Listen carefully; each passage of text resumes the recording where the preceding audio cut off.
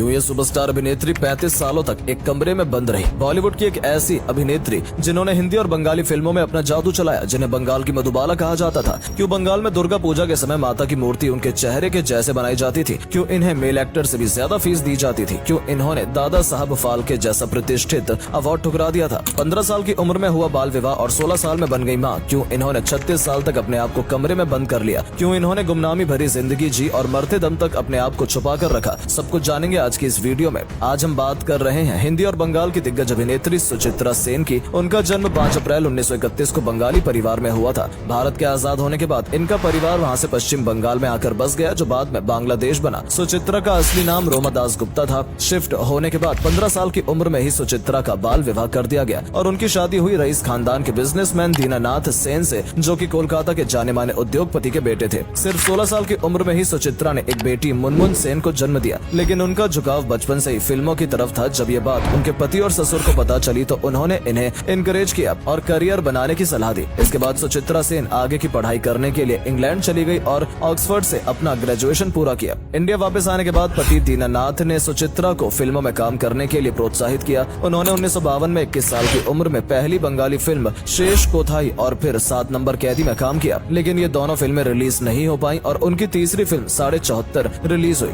जिसमें उन्होंने सुपरस्टार उत्तम कुमार के साथ काम किया था, जिनके साथ इन्होंने अगले 20 साल तक हिट जोड़ी दी। बताया जाता है कि सुचित्रा ने अपने करियर की 61 फिल्मों में से 30 फिल्मों में उत्तम कुमार के साथ काम किया। हिंदी फिल्मों की बात करें तो 1955 से इन्होंने देवदास फिल्म से हिंदी फिल्मों में काम शुरू किया। इसमें सुचित्रा ने पारो की भूमिका निभाई और साथ थे वैजंती माला और Dilip Kumar. Film super duper hit रही और सभी कलाकारों के करियर के लिए मील का पत्थर साबित हुई। 1957 में उनकी दूसरी हिंदी फिल्म आई मुसाफिर, जिससे ऋषिकेश मुखर्जी ने डायरेक्टर के तौर पर डेब्यू किया था। इसमें 3 अलग अलग कहानी थी, जिसमें सुचित्रा लीड रोल में थी। लोगों ने सुचित्रा को इस किरदार में काफी पसंद किया। इसी साल उनकी एक और हिंदी फिल्म आई चंपाकली, जिसमें भारत भूषण, प्राण और मुबारक की मुख्य भूमिका थी। इस फिल्म के गाने कुछ इस कदर हिट हुए कि लोगों की जुबान पर चढ़ गए। 1960 में उनकी 2 फिल्में आई, जिसमें उन्होंने देवानंद के साथ काम किया। एक थी बम्बई का बाबू, जो कि सुपर हिट रही और इसके गाने भी बहुत पॉपुलर हुए। दूसरी फिल्म थी सरहद, जिसमें उनके साथ कुछ बंगाली कलाकारों ने भी काम किया था। हिंदी फिल्मों के साथ साथ सुचित्रा बंगाली फिल्मों में भी काम कर रही थी और एक के बाद एक ब्लॉकबस्टर दे रही थी। 6 साल बाद 1966 में उनकी एक और फिल्म आई ममता, जिसमें उन्होंने धर्मेंद्र के साथ काम किया और अशोक कुमार भी बेहतरीन कैरेक्टर में नजर आए थे। ममता फिल्म का एक गाना रहे ना रहे हम इस कदर हिट हुआ कि सुचित्रा सेन की पहचान बन गया और आज भी लोग इस गाने को उसी शिद्दत से सुनना पसंद करते हैं। 1975 में गुलजार साहब ने एक फिल्म बनाई आंधी, जिस फिल्म में संजीव कुमार के साथ सुचित्रा सेन को कास्ट किया गया था। इस फिल्म को कल्ट क्लासिक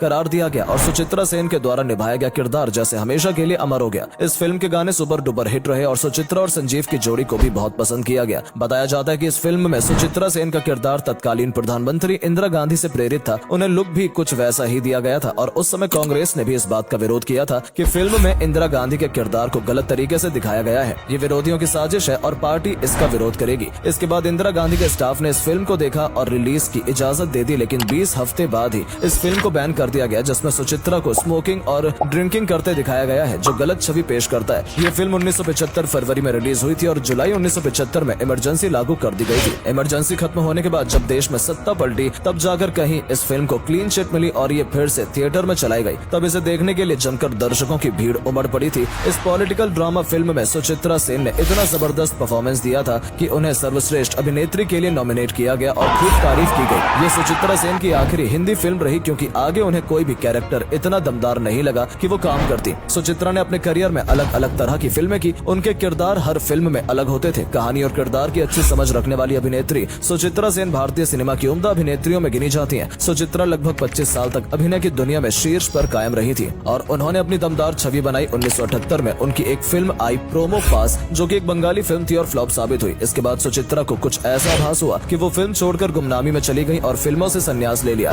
एक झटके में सुचित्रा सेन लाइमलाइट से दूर हो गई और खुद को फिल्मी दुनिया से बिल्कुल अलग कर लिया। उन्होंने अपने आप को एक छोटे से कमरे में बंद कर लिया था और जमीन में चटाई बिछाकर सोती थी। यहाँ तक कि उनकी मर्जी के बिना इनका परिवार भी इनसे नहीं मिल सकता था। ये एक बार पैदल बेलूर मठ जाती देखी गई थी। कहते हैं कि सुचित्रा ने अध्यात्म की राह पकड़ ली थी और अपना ज्यादातर समय रामकृष्ण मिशन में गुजारने लगी थी। प्रार्थना करना और मेडिटेशन करना उनकी जिंदगी का अहम हिस्सा बन गया था। तब इनकी तुलना Swedish great actress Greta Garbo से की गई, जिन्होंने कामयाबी के शिखर पर पब्लिक लाइफ को छोड़कर एकांतवास अपना लिया था। सुचित्रा सेन की पर्सनल लाइफ की बात करें तो उनके पति बाद में अमेरिका चले गए थे। कुछ बंगाली बंगाली अखबारों ने छापा कि वो एक्ट्रेस पत्नी के साथ तालमेल नहीं बिठा पा रहे थे। साथ ही उन्हें जुए और शराब की लत भी लग गई थी, जिससे पति पत्नी में मनमुटाव शुरू हो गया था। बेहद अमीर पति और शोहरतमंद पत्नी के अहम आपस में टकराने लगे। इसके बाद पति दीनानाथ पत्नी और बच्ची को छोड़कर अमेरिका जा बसे, जिस बात पर सुचित्रा सेन बहुत गुस्सा हुई और दुखी भी। लेकिन जब अमेरिका के मैरीलैंड के बाल्टीमोर में एक हादसे में पति की मौत हो गई तो सुचित्रा का सारा गुस्सा दूर हो गया और वो काफी लंबे वक्त तक अफसोस में रही। सुचित्रा सेन की बेटी मुनमुन सेन ने भी बंगाली और हिंदी फिल्मों में अभिनेत्री के तौर पर अपनी पहचान बनाई। आगे चलकर मुनमुन सेन की दोनों बेटियां और रिया सेन और राइमा सेन ने हिंदी और बंगाली फिल्मों में काम किया। कहा जाता है कि सुचित्रा फिल्मों का चयन करने में कोई ढिलाई नहीं बरतती थी, बहुत सोच समझकर फिल्मों का सिलेक्शन करती थी, जिस वजह से इन्होंने कई बड़े फिल्मकारों के फिल्म प्रस्ताव ठुकराए। बताते हैं कि उन्होंने राज कपूर की एक फिल्म को सिर्फ इसीलिए ठुकरा दिया था क्योंकि राज कपूर द्वारा झुककर फूल देने का तरीका इन्हें पसंद नहीं आया था। वहीं दिग्गज फिल्म मेकर सत्यजीत रे का ऑफर इन्होंने ये कहकर ठुकरा दिया कि उनके पास डेट्स नहीं है। अगर उनके सम्मानों की बात करें तो बंगाली फिल्मों में काम के लिए उन्होंने दर्जनों अवार्ड हासिल किए। साथ ही सुचित्रा सेन पहली भारतीय अभिनेत्री थी जिन्हें मॉस्को इंटरनेशनल फिल्म फेस्टिवल के लिए बेस्ट एक्ट्रेस अवार्ड दिया गया था। इसके अलावा इन्हें 1972 में भारत सरकार द्वारा पद्मश्री से भी सम्मानित किया गया। 2012 में पश्चिम बंगाल के सर्वोच्च पुरस्कार टांगो विभूषण से सम्मानित किया गया। सुचित्रा सेन को दादा साहेब फाल्के अवार्ड देने की घोषणा भी हुई थी और उन्हें आमंत्रित किया गया। यह सम्मान समारोह हमेशा की तरह दिल्ली में होना था, लेकिन सुचित्रा ने ये पुरस्कार लेने से मना कर दिया। उन्होंने कहा कि मैंने अपने दर्शकों से कहा था